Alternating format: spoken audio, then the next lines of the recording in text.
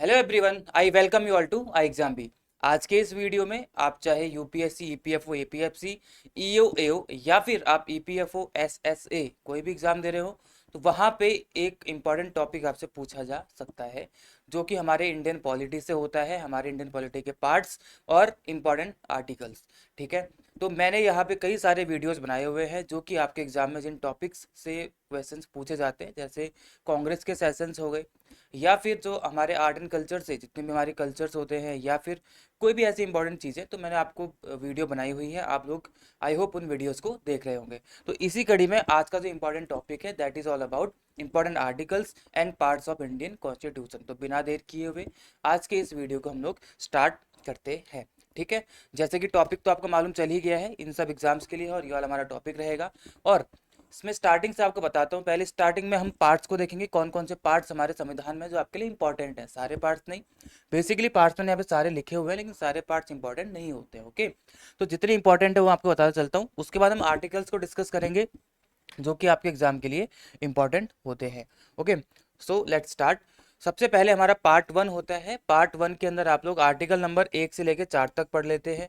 उसके बाद part two आता है जहाँ पे हम 5 से लेकर 11 तक पढ़ते हैं। This is all about 1 to 4, it is about union and states. Okay, और पार्ट टू जब हम लोग पढ़ते हैं article 5 to article 11, this is about citizenship. उसके बाद हम लोग पार्ट थ्री पढ़ते हैं। Part three is all about 12 to 35 fundamental rights, आपके मौलिक अधिकार, इनके बारे में होता है। अभी ये क्या क्या होते हैं ये भी हम आगे पढ़ेंगे, अभी जस्ट आपको पार्ट्स के बारे में बता रहा हूँ। ओके, तो इसके बाद हम आगे बढ़ेंगे। तो आगे बढ़ के आएगा हमारा पार्ट नंबर 4। पार्ट नंबर 4 में हम पढ़ते हैं डीपीएसपी यानी कि directive principle of state policy. जब संविधान या कॉन्स्टिट्यूशन बन रहा था उस टाइम पे हमारे कुछ राइट्स बनाए गए, और उन राइट्स को, उन अधिकारों को दो पार्ट्स में डिवाइड किया गया।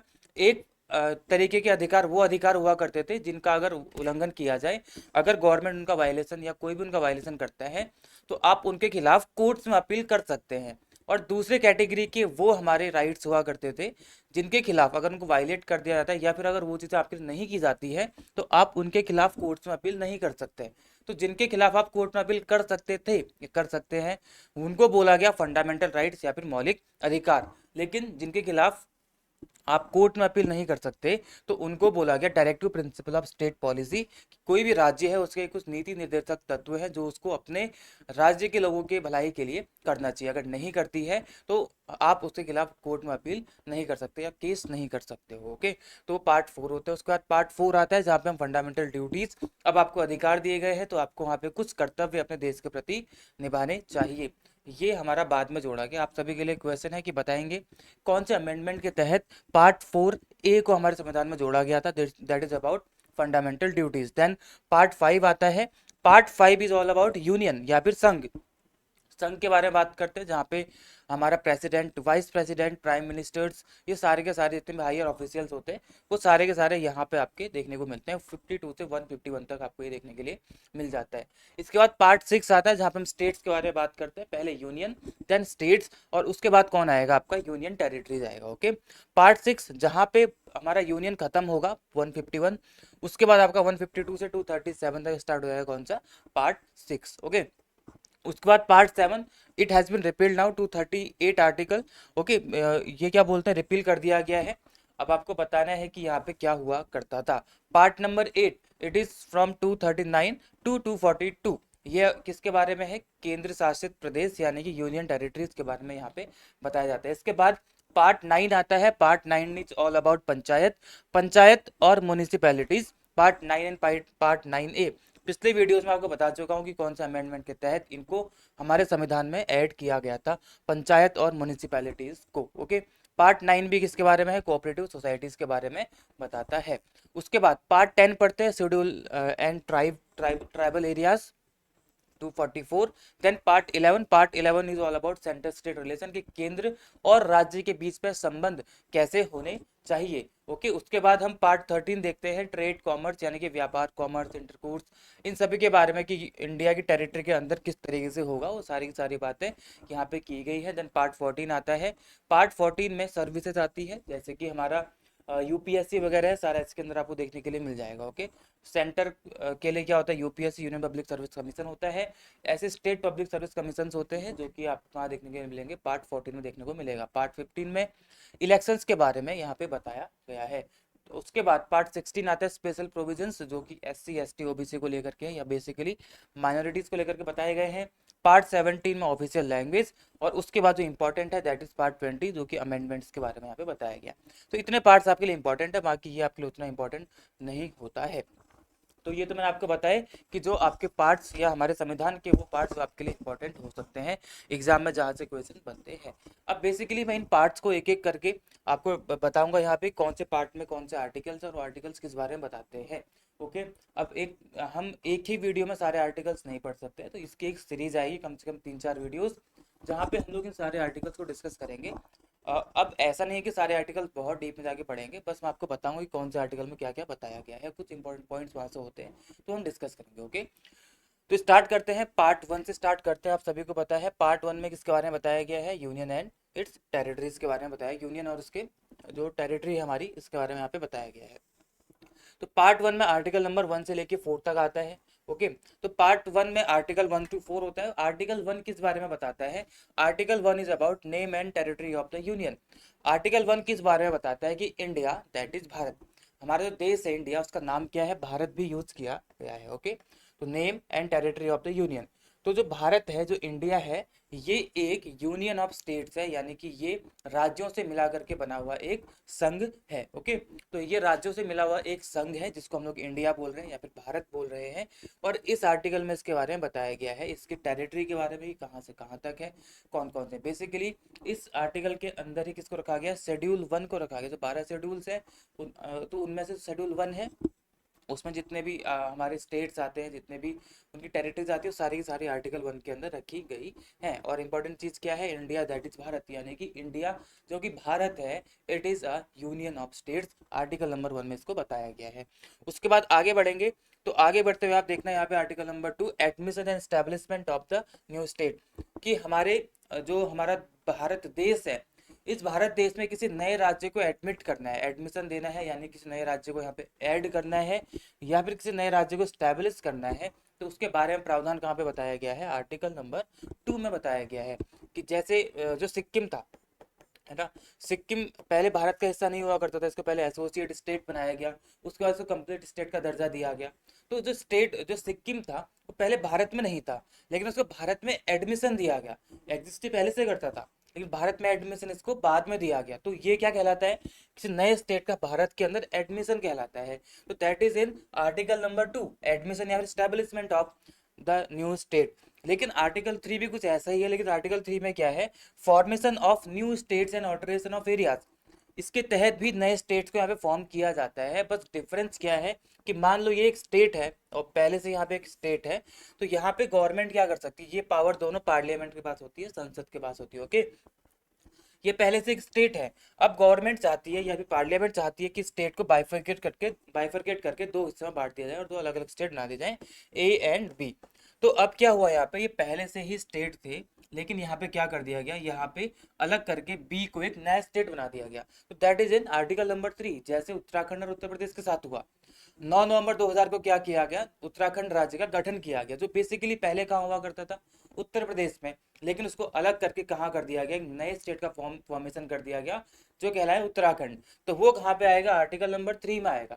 या फिर कोई भी स्टेट है उसकी टेरिटरी को, टेरिटरी मान लो उसकी पहले इतनी है, टेरिटरी क्या होती है, उसकी बाउंड्रीज बेसिकली मान लो ये उसकी टेरिटरी है इस तरीके से, तो इसकी टेरिटरीज को चेंज भी किया जा सकता है, उनको ऑल्टर किया जा सकता है। तो ऑल्टर करने का भी कहाँ पे, आर्टिकल नंबर 3 में बताया गया है। ओके, तो बाउंड्रीज हो गया, या फिर नेम, अगर किसी भी एग्जिस्टिंग स्टेट का नेम भी चेंज करना है तो वो कहाँ पे आएगा आपका, वो भी आर्टिकल नंबर 3 में ही आएगा। तो डिफरेंस आपको क्या समझना है आर्टिकल 2 और आर्टिकल 3 में, तो ओनली डिफरेंस इज यहाँ पे एग्जिस्टिंग स्टेट जो कि पहले भारत के यूनियन में शामिल नहीं है, उसको यहाँ पे केवल एडमिशन दिया जाता है, यहाँ पे उसको स्टैब्लिश किया जाता है। लेकिन जो आर्टिकल नंबर 3 है कोई भी स्टेट जो पहले से भारत में शामिल है उसकी ही टेरिटरीज को कुछ ना कुछ उसमें चेंजेस करके एक नए स्टेट को वहाँ पे फॉर्म कर दिया जाता है। जैसे उत्तराखंड से उत्तर प्रदेश से उत्तराखंड को बनाया गया था, उसकी बाउंड्रीज को यहाँ पे ऑल्टर किया जा सकता है, स्टेट के नामों को चेंज किया जा सकता है आर्टिकल नंबर 3 के तहत। और ये दोनों आर्टिकल्स में ये पावर किसको दी गई है? पार्लियामेंट यानी कि हमारी संसद को दी गई है। संविधान के हिसाब से, लॉ के हिसाब से वो काम यहाँ पे करेगा। Okay, I hope you have understand. तो आर्टिकल पार्ट 1 में ये 3 आर्टिकल्स आते हैं, 1, 2 एंड 3, और आर्टिकल 4 भी यहाँ पे आता है। 4 में बेसिकली उतना इंपॉर्टेंट आर्टिकल नहीं है, लेकिन बताया गया है कि इन तीनों आर्टिकल्स में कोई भी चेंजेस करने हैं तो उसके लिए आपको कोई अमेंडमेंट की जरूरत नहीं है। जैसे किसी भी आर्टिकल में चेंज करना होता है तो आपको वहाँ पे अमेंडमेंट करने होते हैं, लेकिन यहाँ पे बताया गया है कि पार्ट 1 के जो 3 आर्टिकल्स हैं इसमें अगर चेंजेस करने हैं तो यहाँ पे आपको कोई भी अमेंडमेंट करने की जरूरत नहीं है। ओके, चलो आगे बढ़ते हैं। पार्ट 2 आता है, मैंने बताया पार्ट 2 में सिटीजनशिप के बारे में बताया गया है, नागरिकता के बारे में बताया गया। हमारे भारत में सिंगल सिटीजनशिप यानी कि एकल नागरिकता चलती है, यहाँ पे डुअल सिटीजनशिप का कोई प्रावधान नहीं दिया गया है। तो इसी कड़ी में जब हम पार्ट 2 की बात करते हैं तो पार्ट 2 में सबसे पहले क्या आता है आपका? आर्टिकल नंबर 5 आता है। तो आर्टिकल नंबर 5 में क्या आएगा आपका? Citizenship at the commencement of the constitution. Basically यहाँ पे संविधान जब स्टार्ट किया गया था तो वहां पे सिटीजनशिप की परिभाषा क्या थी उसके बारे में बताया गया था। ओके, सिटीजनशिप की परिभाषा के बारे में बताया गया। अब ये मैं आपको किसी और वीडियो में बताऊंगा कि सिटीजनशिप किस किस तरीके से ली जा सकती है और किन किन तरीकों से छीनी जा सकती है। 5 ways are there to get the citizenship of India and there are 3 ways to remove the citizenship of any person in India. Okay, तो ये चीजें यहाँ पे आपको किसी और वीडियो से बताऊंगा, फिलहाल ये है। इसके बाद आर्टिकल नंबर 6 आता है। Article number 6 is all about the rights of citizenship of certain person. एक व्यक्ति के सिटीजनशिप यानी कि नागरिकता के राइट्स के बारे में बताया गया है, लेकिन वह व्यक्ति कौन है जिसके बारे में यहाँ पे बताया गया है? वह व्यक्ति है ऐसा व्यक्ति जो माइग्रेट हुआ है कहाँ से? इंडिया से पाकिस्तान। जब भारत का यहाँ पे भारत को आज़ादी मिली उसके बाद आपको पता है कि पाकिस्तान अलग हो गया था, तो वहाँ पे कुछ लोग वहाँ से इधर आए थे और कुछ लोग इंडिया से पाकिस्तान गए थे। तो ऐसे लोगों के सिटीजनशिप के राइट्स के बारे में बात की गई है। जो लोग माइग्रेटेड टू इंडिया, जो पाकिस्तान से भारत की ओर माइग्रेट हुए थे, उन सभी के सिटीजनशिप के बारे में यहाँ पे बताया गया है। और जो यहाँ पे डेट दी गई थी वो डेट कौन सी दी गई थी? 19 जुलाई की। ओके, 19 जुलाई को जो 19 जुलाई के टाइम पे या उसके पहले जो भी माइग्रेट हुए थे उन सभी के बारे में यहाँ पे बात की गई थी, बेसिकली संविधान के कमेंसमेंट के टाइम पे। आर्टिकल नंबर 10 किस बारे में बताता है? Continuance of the citizen, continuance of rights of citizenship की जो सिटीजनशिप के अधिकार हैं उन सभी के उन सभी कंटिन्यूएंस के बारे में, मतलब उनको जारी रखे जाने के बारे में यहाँ पे प्रावधान बेसिकली दिए गए हैं। ओके, चलो उसके बाद आर्टिकल नंबर 11। आर्टिकल नंबर 11 किस बारे में बात करता है? आर्टिकल नंबर 11 बात करता है parliament to regulate the rights of citizenship by law. कि सिटीजनशिप के जितने भी अधिकार हैं उन सभी में जो चेंजेस करने हैं, कुछ भी चीज़ें करनी है उनमें, तो उसका अधिकार किसको दिया गया है? पार्लियामेंट यानी कि संसद को दिया गया है। संसद इन सभी को रेगुलेट कर सकती है। आर्टिकल नंबर 7 में क्या बताया गया था? ठीक 7 में 6 का उल्टा हो जाता है। वो लोग जो लोग पाकिस्तान से माइग्रेट हुए थे इंडिया से पाकिस्तान गए थे और देन अगेन पाकिस्तान से इंडिया आ गए थे, तो उन लोगों के बारे में कहाँ पे बताया गया? आर्टिकल नंबर 7 में बताया गया है। ओके, तो ये आपके 5 to 11 में ये 4 आर्टिकल्स इंपॉर्टेंट होते हैं पार्ट 2 में। चलो आगे बढ़ते हैं। Part 3 is all about fundamental rights. अब आपके यहाँ पे मौलिक अधिकारों की बात की जाती है। मौलिक अधिकारों में आपके कुछ पर्टिकुलर मौलिक अधिकार हैं, उनको मैं एक एक करके बताऊंगा। जिसमें सबसे पहला आपका मौलिक अधिकार कौन सा है? Right to equality. ये अधिकार वो अधिकार होते हैं जो कि आपको दिए जाने जरूरी है, ये आपके लिए मूल है, फंडामेंटल है, बेसिकली इनको वायलेट नहीं किया जा सकता। तो उस कड़ी में जो पार्ट 3 के अंदर पहला आपका मौलिक अधिकार आता है that is right to equality. And right to equality आता है तो इसके अंदर आपके पार्ट 3 में कौन से आर्टिकल्स आते हैं? 14 से लेकर के 18 तक आते हैं। 14, 15, 16, 17 और 18 ये 5 आर्टिकल्स आपके राइट टू इक्वालिटी के अंदर आते हैं। पहला राइट टू इक्वालिटी। तो पहला आर्टिकल 14 क्या बोलता है? इक्वालिटी बिफोर लॉ, मतलब विधि के समक्ष सारे लोग समान हैं, कोई भी यहाँ पे बड़ा या छोटा नहीं है। ये बात कौन करता है? Article number 14। बस यहाँ पे किनको एग्जाम किया गया है? जो वाइस प्रेसिडेंट, सॉरी जो प्रेसिडेंट होते हैं, राष्ट्रपति हमारे, उनको यहाँ पे अलग किया जाता है और प्रधानमंत्री को भी अलग रखा जाता है बेसिकली, लेकिन राष्ट्रपति को यहाँ पे हमारे इक्विवेलेंट नहीं माना गया है। राष्ट्रपति को कुछ यहाँ पे क्या दी जाती है, छूट या एग्जेम्पशन यहाँ पे दी जाती है। तो इक्वलिटी बिफोर लॉ, जितने भी नागरिक हैं वो सारे के सारे विधि के समक्ष समान है, वहाँ पे कोई भी छोटा या फिर कोई भी बड़ा नहीं है। Article number 15 talks about the prohibition of discrimination on the basis of religion, caste, sex, birth and हाँ इन चार चीजों के उस पर religion, race, caste, sex and birth, इन सभी के प्लेस ऑफ बर्थ बेसिकली, इन 5 बेसिस पे किसी भी व्यक्ति के साथ भेदभाव हमारे भारत में नहीं किया जा सकता है। ठीक है, तो भेदभाव को प्रोहिबिट किया गया है। अगर भेदभाव किया जा रहा है किसी के धर्म, उसकी रेस, उसके कास्ट जाति, उसके सेक्स या फिर प्लेस ऑफ बर्थ के आधार पर इंडिया में अगर डिस्क्रिमिनेशन हो रहा है तो वो नहीं होना चाहिए, that is prohibited, it is in article number 15। Okay, article number 16 बताता है इक्वालिटी ऑफ अपॉर्चुनिटी। जब हम लोग पब्लिक एम्प्लॉयमेंट, सरकारी नौकरी की बात करते हैं, रोजगार की बात करते हैं, तो वहाँ पे सभी नागरिकों को बराबर इक्वालिटी, बराबर वहाँ पे अपॉर्चुनिटी या फिर मौके दिए जाने चाहिए। इसकी इक्वालिटी की बात कहाँ पे की है, आर्टिकल नंबर 16 में, जो आता है राइट टू इक्वालिटी के अंदर। उसके बाद बात करते हैं किसकी, एबोलिशन ऑफ अनटचेबिलिटी, जो कि आर्टिकल नंबर 17 में आता है बेसिकली। एबोलिशन ऑफ अनटचेबिलिटी, जो छुआछूत हुआ करती थी उन सभी को एबोलिश करना है, उन सभी को क्या करना है, हटाना है, एबोलिश करना है। तो ये बेसिकली बात की गई आर्टिकल नंबर 17 में। तो अभी भी आपको कहीं गांव में, दूर दराज के इलाकों में ये अनटचेबिलिटी देखने को मिल सकती है, लेकिन बेसिकली इसको यहाँ पे अबॉलिश करने का प्रावधान आर्टिकल नंबर 17 में दिया गया है। Abolition of titles in article number 18, जैसे पहले के लोग थे अपने आगे राजा, महाराजा, किंग, प्रिंस ऐसे लगाया करते थे, तो वो हमारे इंडिया में ये टाइटल्स अलाउ नहीं है। तो जो भी महाराजा हुआ करते थे, उनको जो भी वंशज हैं, वो आज के टाइम पे अपने आप को महाराजा पब्लिकली ऐसे नहीं बोल सकते हैं। कोई कहीं पे भी वो डॉक्यूमेंट लाएंगे तो महाराजा रणजीत सिंह, महाराजा ये, महाराजा वो नहीं लिख सकते। ओके, तो वो टाइटल्स को यहाँ पे अबॉलिश किया गया है। लेकिन यहाँ पे दो टाइटल्स, दो कैटेगरीज हैं जो लोग अपने टाइटल्स को यूज कर सकते हैं। सबसे पहले डिफेंस पर्सनल्स, जो डिफेंस पर्सनल्स होते हैं, जो कि ऑफिसर कैटेगरी के होते हैं बेसिकली, वो लोग लेफ्टिनेंट, ब्रिगेडियर या कुछ भी कर्नल, ये अपने नाम के आगे टाइटल्स को यूज कर सकते हैं। उसके साथ साथ जो पीएचडी होल्डर्स होते हैं, जो डॉक्टरेट की उपाधि ले लेते हैं, वो सारे लोग अपने आगे डॉक्टरेट की उपाधि को शामिल कर सकते हैं। तो उन दो लोगों को यहाँ पे छूट दी गई है बेसिकली। बाकी सारे के सारे लोग अपने टाइटल्स को अबॉलिश कर देंगे। कोई भी किसी भी कितने भी बड़े वंश का क्यों ना हो, वो अपने आगे ऐसे टाइटल्स को यूज नहीं कर सकता है। वो बेसिकली यहाँ पे बात की गई है। आगे बढ़ेंगे पार्ट नंबर 3 के अंदर, अगले टाइटल, अगले फ्रीडम, अगले राइट की, that is right to freedom. पहले थे राइट टू इक्वालिटी, अगर राइट टू फ्रीडम, स्वतंत्रता का अधिकार। ये आता है आपका 19 से लेकर 22 तक।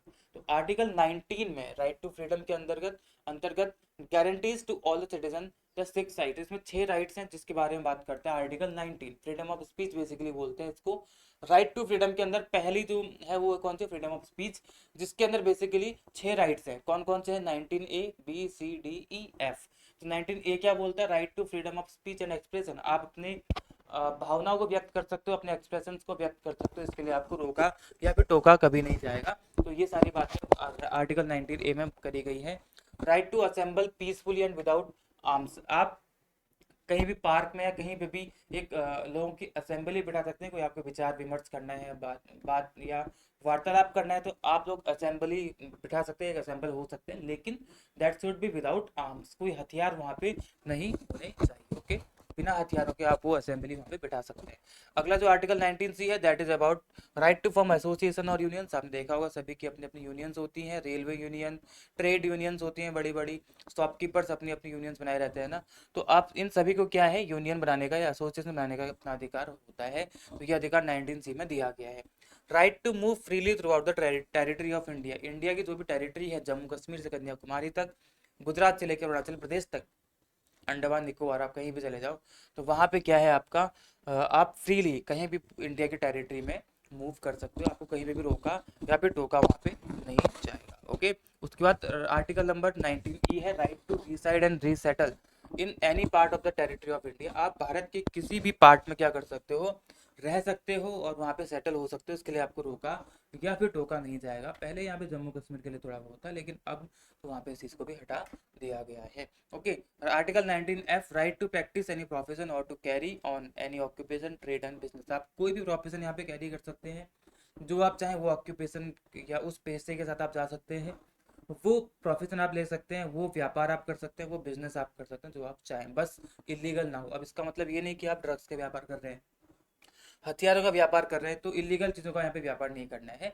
लीगल चीज़ों में कोई भी आप व्यापार, बिजनेस, ट्रेड या प्रोफेशन वहाँ पे अपना सकते हैं, कोई आपको रोकने वाला नहीं है। ओके, तो ये सारी बातें कहाँ पे की गई है, हमारे आर्टिकल नंबर 19 के 6 वो है जो आपके basically right to speech, freedom of speech को दर्शाते हैं यहाँ पे सारे के सारे। ओके, तो ये है ये सारे के सारे। अब आगे बढ़ेंगे। अगला जो है आर्टिकल 20 में protection in respect of conviction for offences. किसी ने अगर कोई ऑफेंस कर दिया है और उसके लिए तो कन्विक्ट किया गया है बेसिकली, तो उस अभी सिद्ध नहीं हुआ है, बस कन्विक्ट किया गया उसको, तो वहां पे उसको क्या दिया जाएगा, प्रोटेक्शन दी जाएगी। ओके, तो प्रोटेक्शन का संविधान का प्रावधान कहाँ पे दिया गया, संविधान के आर्टिकल नंबर 20 में। अगर किसी व्यक्ति ने कोई ऑफेंस किया है तो उसके लिए कन्विक्ट किया गया उसको, तो वहां पे उसको प्रोटेक्शन दिया जाएगा, ऐसी बात यहाँ पे की गई है। उसके बाद आता है article number 21। Article number 21 is about protection of life and personal liberty, यानी कि आपको जीने का अधिकार है और आपको आपकी पर्सनल लिबर्टी, पर्सनल आज़ादी आपको दी जाएगी, उसका अधिकार है। आप प्राइवेसी मेंटेन अपनी कर सकते हैं, उसमें कोई भी वायलेशन नहीं किया जाएगा, तो आपको जीने का अधिकार है। ओके, तो आप अपने हिसाब से जी सकते हैं, लेकिन आपको मरने का अधिकार नहीं है। अगर आप सुसाइड करने, मान लो कोई व्यक्ति है सुसाइड करेगा और अगर वो बच जाए तो उस पर कानूनी रूप से सजा हो सकती है। ओके, तो राइट टू लाइफ यानी कि प्रोटेक्शन ऑफ लाइफ, आपको जीने का अधिकार तो है, लेकिन यहाँ पे आपको बेसिकली मरने का नहीं, आप अपनी लाइफ भी स्वयं नहीं ले सकते हो, आपको किसी की लाइफ को छीनने का अधिकार नहीं है। अब जब हम किसी की लाइफ को छीनने की बात करते हैं तो वहां पे थर्ड पर्सन तो है, सेकंड पर्सन है, तो फर्स्ट पर्सन भी है, आप अपनी लाइफ भी नहीं छीन सकते हो। ओके, तो आप किसी की लाइफ नहीं छीन सकते हो, that is protection of life, ना अपनी ना किसी और की, तो वहां पे आपका क्राइम हो जाएगा। आगे बढ़ते हैं। Right, article 21A, right to education, 6 से 14 साल तक के बच्चों को शिक्षा का अधिकार है, right to education, article 21A, इसको बाद में जोड़ा गया था। उसके बाद हम बात करते हैं आर्टिकल नंबर 22 की, that is about protection against arrest and detention in certain cases. कुछ केसेस में अगर किसी व्यक्ति को अरेस्ट कर लिया गया है या डिटेंशन में उसको डिटेंशन में ले लिया गया है, तो वहां पे उसको क्या किया जाएगा, प्रोटेक्ट किया जाएगा, वहां पे उसको प्रोटेक्शन दी जाएगी। ये बात आर्टिकल नंबर 22 में की गई है। उसके बाद हम आगे बढ़ते हैं article number 23 and 24, that is right against exploitation, शोषण के विरुद्ध अधिकार। सबसे पहले विधि के समक्ष समानता, राइट इक्वलिटी बिफोर लॉ वाला पढ़ा था हमने, है ना, यानी कि क्या था वो, राइट टू इक्वालिटी था। उसके बाद राइट टू फ्रीडम था। देन हम कहाँ पे हैं, राइट अगेंस्ट एक्सप्लॉयटेशन आए। राइट अगेंस्ट एक्सप्लॉयटेशन 23 एंड 24 की prohibition of trafficking in human beings and forced labour, यानी कि जो बाल श्रम, जबरदस्ती किसी से लेबर कराया जाए, बाल श्रम, या फिर वहां पे क्या किया जाए, ह्यूमन बींग्स के साथ ट्रैफिकिंग की जा रही है, मानव तस्करी अगर की जा रही है, तो उन सभी को रोकना है। इन सभी में प्रोहिबिशन यहाँ पे लगाया गया आर्टिकल नंबर 23 के तहत। Article number 24 is about prohibition of employment of children in factories and mines under as of 14। तो जो बाल श्रम मैंने यहाँ बोल दिया था, बेसिकली यहाँ पे है आर्टिकल नंबर 24 में 14 साल के अंदर के जितने बच्चे होंगे, कोई भी अगर रिस्क वाली जगह है जहाँ पे उनकी जान को खतरा हो सकता है, तो वहाँ पे उन लोगों से बाल मजदूरी नहीं कराई जा सकती। इसका प्रोहिबिशन यहाँ पे आर्टिकल नंबर 24 में दिया गया है। ओके, फोर्स्ड लेबर यानी कि जबरदस्ती काम नहीं करवाना है किसी से भी, अगर उसकी इच्छा है तो वो काम करेगा, नहीं है तो नहीं करेगा। और ह्यूमन बींग्स के साथ यहाँ पे ट्रैफिकिंग, मानव तस्करी नहीं की जा सकती है, that is in article number 23। Okay, तो आई होप ये तो इजी से आपको समझ में आ गए होंगे आर्टिकल 23 एंड आर्टिकल 24। ओके, अब हम बात करते हैं इसके आगे आर्टिकल नंबर 25 की, that is about freedom of religion, right to freedom of religion, article number 25 to 28, that is freedom of conscience and free profession, practice and propagation of religion. आप किसी भी रिलीजन, धर्म को अपना सकते हो, आपको कोई रोकेगा या फिर टोकेगा नहीं, आपकी मर्जी के अनुसार आपको जो धर्म अच्छा लगता है आप उसको प्रैक्टिस कर सकते हो, आप उसको अपना सकते हो। Okay, article 26 about freedom to manage religious affairs, कोई भी धार्मिक अफेयर्स चल रहे हैं तो आप उनको मैनेज कर सकते हो, इसके लिए भी आपको रोका या फिर टोका नहीं जाएगा, यहाँ पे इस चीज़ की फ्रीडम भी आपको दी गई है। Article number 27, freedom has to pay taxes for promotion of any particular religion, कोई भी धार्मिक काम हो रहा है या कोई भी धार्मिक चीज़ चल रही है तो वहाँ पे टैक्स से उसको एग्जेम्प्ट रखा गया है, वहाँ पे उसको टैक्स पे नहीं करना पड़ता है। जैसे मंदिरों की इनकम होती है, मंदिरों में क्या होता है, आप दान देते हैं, वहाँ पे पैसे जाते हैं, कुछ भी होता है तो वहाँ पे कोई टैक्स नहीं पड़ता है, क्योंकि उनको आर्टिकल नंबर 27 के तहत वहाँ पे टैक्स पे करने से फ्रीडम दी गई है। आर्टिकल नंबर 28, कोई भी रिलीजियस इंस्ट्रक्शंस को आप अटेंड कर सकते हो, फ्रीडम है आपके अंदर कि आप कोई भी वहाँ पे रिलीजियस इंस्ट्रक्शन को अटेम्प्ट कर सकते हो। इसमें कोई भी रोक टोक आपको होने वाली नहीं है। ओके, तो ये थे इसके अंदर आर्टिकल नंबर 29। अब यहाँ से होता है कल्चरल और एजुकेशनल राइट्स, यानी कि आपके सांस्कृतिक या फिर आपके शैक्षणिक या शिक्षा के अधिकार यहाँ पे आते हैं। Article number 29, protection of interest of minorities. यहाँ पे जो भी अल्पसंख्यक है उनके हित के लिए काम करना है और उनके लिए ही आपको मतलब उनको सुरक्षा देनी है बेसिकली राज्य की या फिर जो भी गवर्नमेंट होगी उसको। तो ये बात आर्टिकल नंबर 29 में की गई है। Article number 30, right of minorities to establish and administer educational institutions. जो भी माइनॉरिटीज होती है उन सभी को यहाँ पे कोई भी एजुकेशनल इंस्टीट्यूशंस या फिर उनको जो भी यहाँ पे अपने इंस्टीट्यूट इस्टेब्लिश करने हैं उसका अधिकार यहाँ पे दिया गया है आर्टिकल नंबर 30 में। ठीक है, वो कुछ भी यहाँ पे इंस्टीट्यूट को इस्टेब्लिश कर सकते हैं। उसके बाद article number 32, that is about remedies for enforcement of fundamental rights. ये सबसे मेन है, इसको संविधान की आत्मा कहा गया और आज का लास्ट आर्टिकल है हमारा। इसके बाद हम लोग आज के इस वीडियो को क्लोज करेंगे। ओके, इसके बाद हम अगले वीडियो में पढ़ेंगे। तो ये है आपका remedies for enforcement of fundamental rights.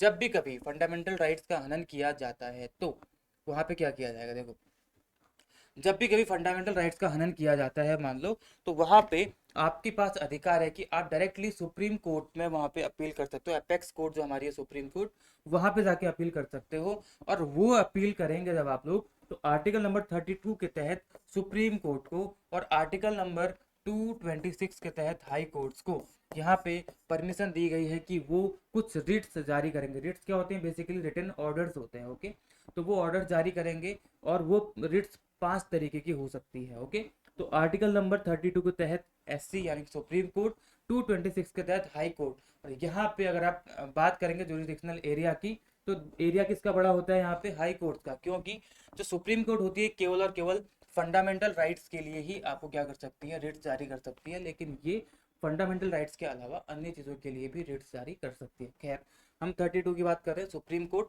तो 5 तरीके की रिट्स जारी करेगा। सबसे पहले हबीस कॉर्पस बोलते हैं। हबीस कॉर्पस मतलब क्या होता है कि to present the body of, मतलब ये होता है कि जिसको भी डिटेंशन में लिया गया है, अगर मान लो किसी को किसी भी चीज़ के लिए डिटेंशन में लिया गया है, तो उसको क्या करना पड़ेगा, उसको ज्यूरी के समक्ष 24 घंटे के अंदर अंदर उसको वहाँ पे प्रस्तुत करना पड़ेगा। ये बात यहाँ पे की गई है हबीस कॉर्पस में। एक होती है उसके बाद मैंडेमस। ठीक है, सेकंड क्या होती है, सेकंड सर्टियोररी होती है। सर्टियोररी क्या होती है आपकी, सर्टियोररी मतलब क्या होता है, टू बी सर्टिफाइड, मतलब कोई भी अगर मान लो निचली कोर्ट ने कोई जजमेंट दिया, कुछ भी दिया या किसी ने कुछ भी किया, तो उसको हाई कोर्ट या उसके अपर कोर्ट क्या करेगी, सर्टिफाई कर सकती है कि हाँ ये सही है कि नहीं है। ये सारी की सारी बातें यहाँ पे की गई हैं। उसका होती है आपकी मैंडेमस। मैंडेमस में क्या होता है, मैंडेमस में होता है कि कोई व्यक्ति है जो अपने चीज़ों को, अपनी जिम्मेदारी, पब्लिक अथॉरिटी है वो अपनी ड्यूटीज को नहीं निभा रहा है, तो उसको ऑर्डर देके बोला जा सकता है कि आप अपनी ड्यूटी को निभाइए। इस तरीके से होता है। उसका होता है कोवरेंटो।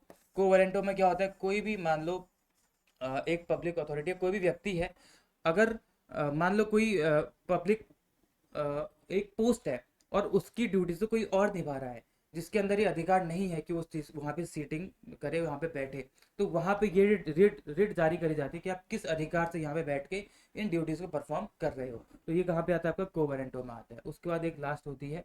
ठीक है, वो लास्ट क्या होती है, आपसे के लिए क्वेश्चन मार्क छोड़ के जा रहा हूँ, आपको बताना है कि वो लास्ट कौन सी वाली यहाँ पे होती है। ठीक है, तो आर्टिकल नंबर 32 5 रिट, जिसमें 4 ये होती है, एक लास्ट क्वेश्चन मार्क जो कि आपको बतानी है कि 5th रिट कौन सी होती है। ओके, ठीक है, तो आज के वीडियो में हम लोगों ने सारे के सारे फंडामेंटल राइट्स तक देख लिए हैं।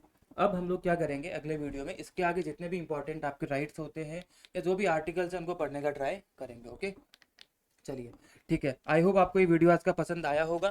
ठीक है, ऐसे ही इसकी सीरीज आएगी 4 या 5 वीडियोस की, जहाँ पे हम लोग सारे के सारे आर्टिकल्स को कवर करने का ट्राई करेंगे। ओके, तो ठीक है, आपको रिवाइज करना है, कोई आपकी शिकायत या कोई सुझाव होते हैं आप कमेंट सेक्शन में डाल सकते हैं, ताकि हम उसको इम्प्लीमेंट करके यहाँ पे और ज़्यादा इंप्रूवमेंट इसमें ला सकते हैं। Till then okay, bye bye, take care and be 50% faster. Thank you.